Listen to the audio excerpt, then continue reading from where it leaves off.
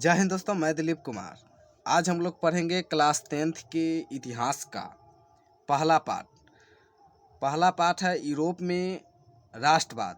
उसका हम लोग अति लघुत्तरीय का क्वेश्चन नंबर 4 यानी कि चौथा क्वेश्चन नंबर मेटरनिक युग क्या है इसके बारे में हम लोग पढ़ेंगे। इससे पहले वाले वीडियो में हम लोग तीसरा क्वेश्चन जर्मनी के एकीकरण में बाधाएं क्या थी इसके बारे में हम लोग पढ़े थे, और इस वीडियो में हम लोग पढ़ेंगे मेटरनिक युग क्या है। तो चलिए इस क्वेश्चन को पढ़ते हैं, हम लोग इसका आंसर समझते हैं।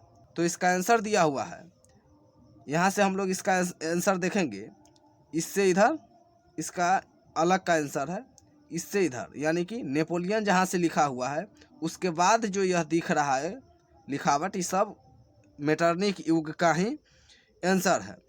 तो हम लोग पढ़ते हैं और इसको समझते हैं।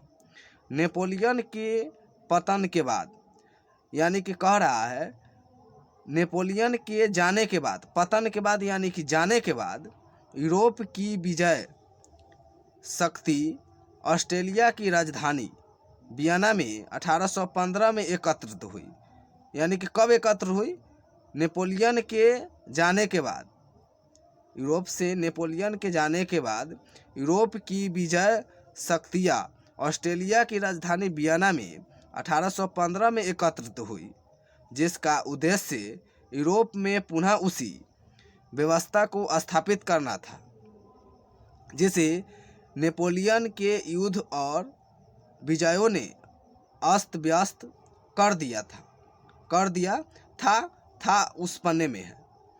तो यानी कि 1815 में एकत्रित हुई, जिसका उद्देश्य यूरोप में पुनः उसी व्यवस्था को स्थापित करना था।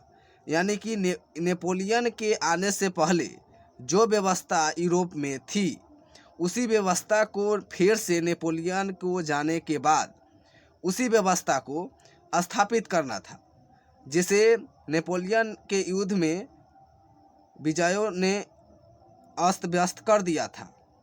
इसके बाद हम लोग पढ़ेंगे, दूसरे पन्ना में है उसका आंसर, तो उसमें जानते हैं।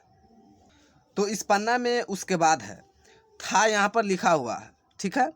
उसके बाद है सन 1815 ईस्वी के वियना सम्मेलन में मेजबानी ऑस्ट्रेलिया के चांसलर मेटरनिक ने किया, जो घोर प्रतिक्रियावादी था।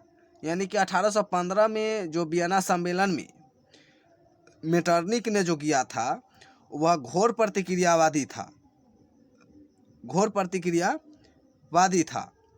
इस क्वेश्चन के आंसर में इसके बाद जो लाइन आ रहा है उसको हम लोग लिख सकते हैं, घोर प्रतिक्रियावादी था। इसके बाद हम लोग अपने से इस लाइन को ऐड करेंगे कि 1815 ईस्वी से लेकर 1848 ईस्वी तक के काल को यूरोप में मेटरनिक युग के नाम से जाना जाता है। तो मेटरनिक युग के क्या है, इसके अंत में हम लोग यह लिख सकते हैं। तो आप लोग इस वीडियो को देखकर अपने कॉपी में इसका आंसर लिखें और इसको अंतिम में घोर प्रतिक्रियावादी के बाद आप लोग इसको भी नीचे लिख लें। तो हम लोग इस वीडियो में इतना ही जानेंगे मेटरनिक युग के बारे में। अगली वीडियो में जानेंगे आगे क्या है। तो तब तक के लिए इतना ही, मिलते हैं नेक्स्ट वीडियो में। जय हिंद।